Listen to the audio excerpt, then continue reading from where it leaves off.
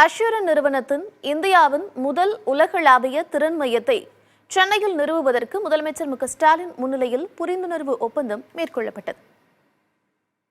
அமெரிக்காவின் சிகாகோ நகரில் ஈட்டன் மற்றும் அஷ்யூரன் நிறுவனங்களுடன் முதலமைச்சர் முன்னிலையில் புரிந்துணர்வு ஒப்பந்தங்கள் மேற்கொள்ளப்பட்டன.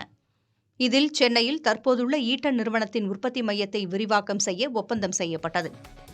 200 கோடி ரூபாய் மதிப்பிலான இந்த முதலீட்டில் 500 பேருக்கு வேலை வாய்ப்பு கிடைக்கும். ஆராய்ச்சி மற்றும் மேம்பாட்டு பணிகளை செய்வதும் உலகளாவிய பயன்பாட்டு பொறியியல் மையத்தை நிறுவுவதும் இந்த புரிந்துணர்வு ஒப்பந்தத்தில் அடங்கும். ஈட்டன் கார்ப்பரேஷன் நிறுவனம் என்பது தரவு மையம், பயன்பாடு, தொழில்துறை, வணிகம், குடியிருப்பு, விண்வெளி மற்றும் இயக்க சந்தைகளுக்கான உற்பத்தி மற்றும் பகிர்மான பணிகளை மேற்கொள்ளும் மேலாண்மை நிறுவனம்.